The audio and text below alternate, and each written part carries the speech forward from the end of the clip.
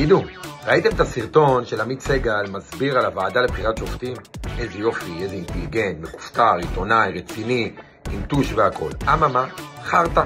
סרטון שבא לקדם אג'נדה מאוד מאוד ספציפי של מישהו שמתיימר להיות יחסית אובייקטיבי. הכל שם זה מניפולציות גמורות, ואני לקחתי כי אני רוצה להראות דוגמה לאיך מנסים להנדס לכם את התודעה, על זה שמנסים לעשות פה איזשהו צדק לטובת הימין, לטובת מזרחים, כל מיני שקרים בחסות של אג'נדות משיחיסטיות. לקחתי את הסרטון, פירקתי אותו לחתיכות, ובואו נעבור חתיכה חתיכה ונראה איך עמית סגל פשוט לא אומר אמת או מסלף את האמת. בואו נתחיל מהחתיכה הראשונה. זה אומר שהמפתחות של בית המשפט העליון נמצאים בידי אהרון ברק, דורית בייניש וחבריהם. כשהם רוצים, הם פותחים את הדלת ואומרים בואו תתמנו. כשהם לא רוצים, אז אומרים סליחה, הדלת נעולה. ראיתם איך הוא אומר לנו בלשון הווה שהמפתחות של בית המשפט העליון הם בידיים של אהרון ברק ודורית בייניש. לא היו בידיים, הם היום בידיים של ברק ובייניש. זה למרות שבייניש פרשה לפני 11 שנה וברק פרש לפני 16 שנה. מאז היו לא נשיא אחד ולא שניים, היו כבר 3 נשיאים שונים לבית המשפט העליון, חיות ונאור וגרוניס.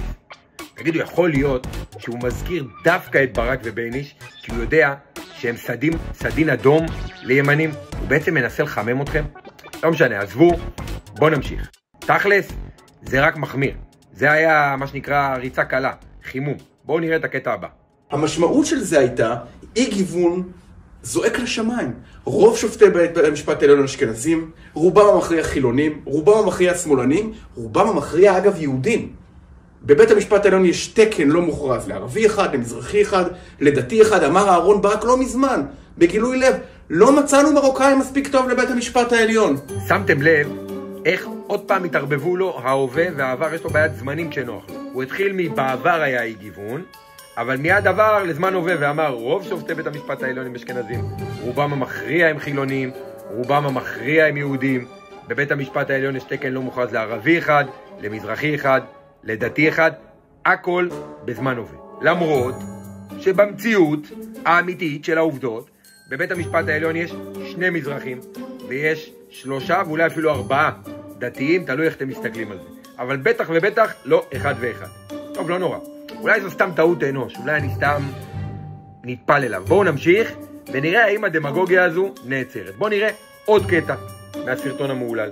ואז מוחלט ב-2008 על שינוי לכאורה דרמטי. שמעכשיו, כדי למנות שופט לבית המשפט העליון, לא מספיק רוב רגיל, צריך רוב של 7 מ-9. אז כאשר הימין בשלטון, יש לו וטו. הוא יכול למנוע מינוי של שופטים שנראים לא רדיקליים מדי. אבל כאשר הימין לא בשלטון, התוצאה, אני מזכיר לכם, היא עדיין 8-1 נגדו. ואז לאגף השמאלי, הליברלי, עדיין יש את היכולת למנות איזה שופטים שהוא רוצה. אז אם נסכם, המצב ב-2008 השתפר קצת. כאשר הימין לא בשלטון, גם זה לא עוזר לו. זאת אומרת, כאשר השמאל בשלטון הוא ממנה את מי שהוא רוצה. כאשר הימין בשלטון, הוא יכול לא למנות את מי שהוא לא רוצה. כאן הוא מסביר את השינוי שהוא עבר בוועדה לבחירת שופטים ב-2008. שינוי שגרם לזה שכדי למנות שופטים לעליון צריך רוב של 7 מתוך 9 חברים בוועדה. מה שאומר שנציגי מערכת המשפט, שזה השופטים והנציגים של לשכת עורכי הדין, סך הכל הם 5, צריכים להגיע להסכמה עם הפוליטיקאים, שזה השרים וחברי הכנסת, שסך הכל 4. אבל הוא חוזר שוב ושוב ושוב ושוב על השקר, שבתקופה שהימין בשלטון הוא לא יכול למנות אנשים ימניים ושמרניים, ובמקרה הטוב יכול להחליט את מי לא ממנים. וכשהימין לא בשלטון, השמאל יכול לעשות מה שהוא רוצה. אז שימו לב, היו 2 גלים משמעותיים של מינוי שופטים, פעם אחת ב-2017 ופעם אחת ב-2022. אלה הגלים המשמעותיים שהיו בשנים האחרונות. עמית סגל בטור במקור ראשון ב-24/2/2017, הוא כותב ככה בנוגע ל4 המינויים שהיו לעליון בממשלת נתניהו בהובלת איילת שקד שהייתה שרת המשפטים. שימו לב מה הוא כותב. שרת המשפטים איילת שקד רשמה הישג פוליטי נדיר.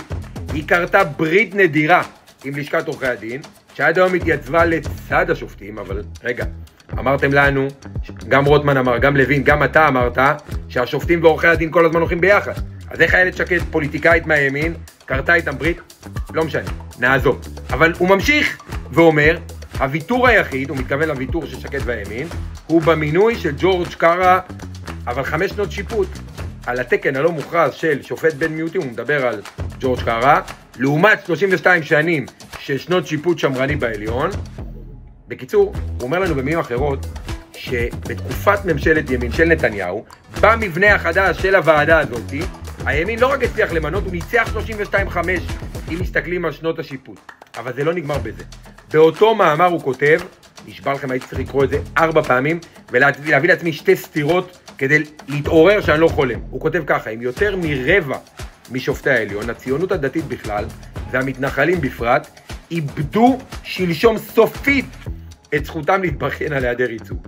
למעשה, שאר האוכלוסייה היא שצריכה להתלונן על ייצוג חסר. נשבע לכם שלא יכולתי בעצמי לכתוב את זה יותר. אבל אם אתם חושבים שזה נגמר, אתם טועים.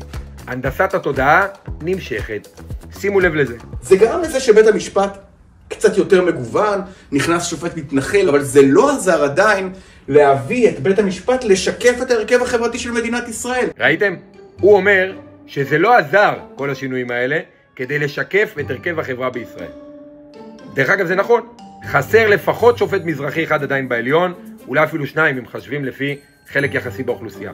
וחסר גם נציגים של ערבים, וחסר גם נציגים של רוסים, אבל אם יש משהו שלא חסר, זה מתנחלים ודתיים.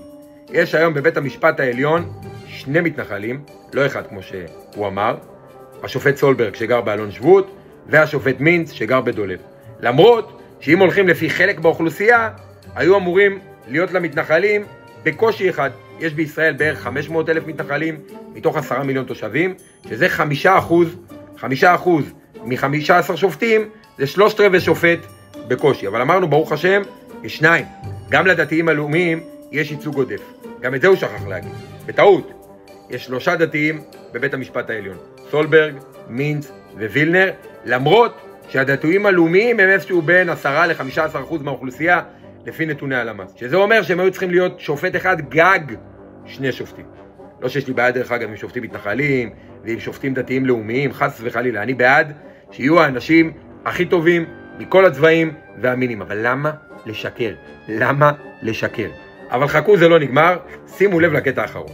עוד בעיה היא שבגלל שאי אפשר להגיע להסכמות, לא נבחרים שופטים צעירים יחסית שיוכלו להשתפשף, יהיו להם 20 שנה בבית המשפט העליון להטביע חותם. בבחירה האחרונה למשל לבית המשפט העליון, נבחרה שופטת שעומדת לכהן 6 שנים בלבד. עוד שופט שעומד לכהן 5 שנים בלבד. מה הם יספיקו בזמן הזה?